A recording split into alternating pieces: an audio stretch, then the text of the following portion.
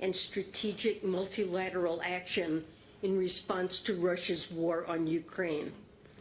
The price cap and sanctions, both the result of unprecedented global collaboration, are having powerful impacts on Russia's ability to wage its brutal and unjust war.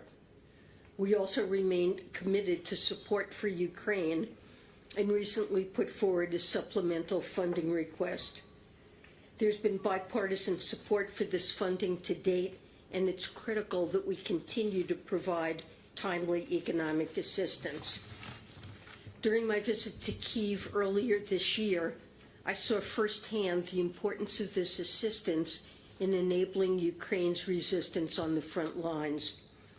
We're also grateful for the involvement of our partners, including the €50 billion package proposed by the European Union and the $15 billion International Monetary Fund program, which has been essential to Ukraine's efforts to implement reforms and stabilize the economy. And we need to remain focused on addressing the devastating consequences of the war, including its impact on food security. Russia's withdrawal from the Black Sea Grain Initiative is deeply concerning and is particularly being felt by low and middle-income countries. In response, we hope to move forward on efforts such as supporting the Global Agriculture and Food Security Program and working toward a successful replenishment of the International Fund for Agricultural Development. Last but not least, continuing to advance the U.S.-India relationship will be a priority this week. We highly value our bilateral relationship with India. In fact, this is my fourth time in India over the last year, making it the country I visited most frequently as Treasury Secretary. We also welcomed Prime Minister Modi to the U.S. in June. The U.S. is home to the largest Indian diaspora outside of Asia and is India's largest export market. Expanding our bilateral economic ties and our cooperation on global challenges is crucially important to us. And let me stop there, and with that, I'm happy to take your questions. Secretary Yellen, thank you so much for doing this. The World Bank, among others, has also expressed concern about a period of higher interest rates and slower global growth. I'm curious for what you're hearing from other countries about the risks to global growth and how that's shaping all the priorities that you just outlined. So certainly we're aware of the risk to global growth. I would say the most important negative influence is Russia's war on Ukraine, which has escalated energy and food prices. And as many at G20 meetings have stated repeatedly, the most important thing we could do for global growth is for Russia to end its brutal war on Ukraine. That said, I think I've personally been surprised by the strength of global growth and how resilient the global economy has proven to be.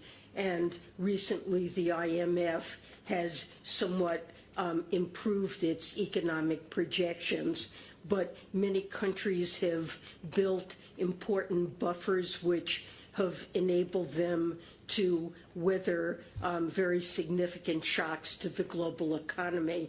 And while there are risks in some countries that have been certainly have been affected, overall the global economy has been resilient, and as you know, the United States has done particularly well.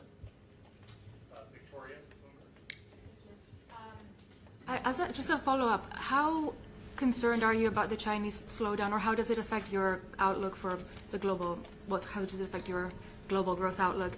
And also just on Ukraine, you talked about U.S. support. I was just wondering, especially on the supplemental funding request, if you're at all concerned about having difficulty getting this through Congress, given negotiations over government funding. And yeah, thank you. So with respect to China, China faces a variety of both short and longer-term global challenges, economic challenges that we've been monitoring carefully, including less of a pickup in consumer spending than had been anticipated in the aftermath of the COVID restrictions, as well as longstanding issues with respect to the property sector and debt related to that. And longer term, of course, population growth is now turned negative and the labor force is beginning to shrink. So see China's growth as slowing over time. That said, China has quite a bit of policy space to address these challenges. So we're monitoring the situation. I don't see it as having very significant direct impact on the United States. Some countries in East Asia are more likely to be affected by the slowdown, but it's something that we are keeping an eye on. With respect to the supplemental, I'm pleased that there has been bipartisan support in both houses of Congress for Ukraine, and I feel confident that we'll be able to make sure that we have funding.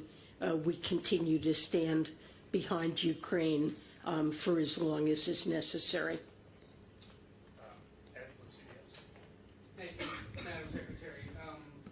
Curious about two things. First, the absence of President Xi and Putin this weekend and how that might reshape the meetings or potentially affect the utility of the G20 going forward if these two leaders at the highest levels aren't here.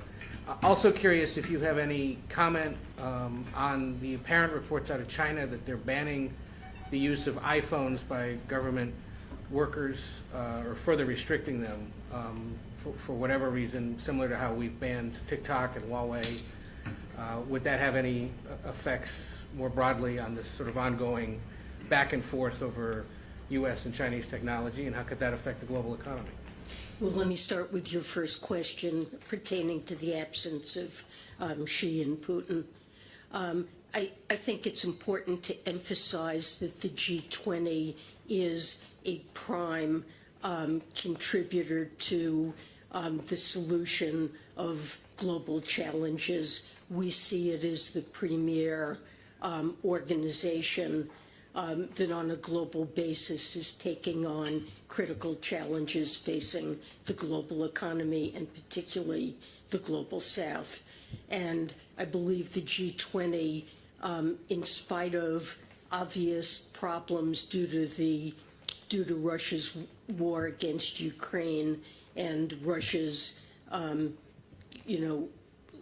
general absence from G20 initiatives, I believe the G20 has been extremely effective, and especially under India's leadership, our goals for the G20 have coincided closely with those of India.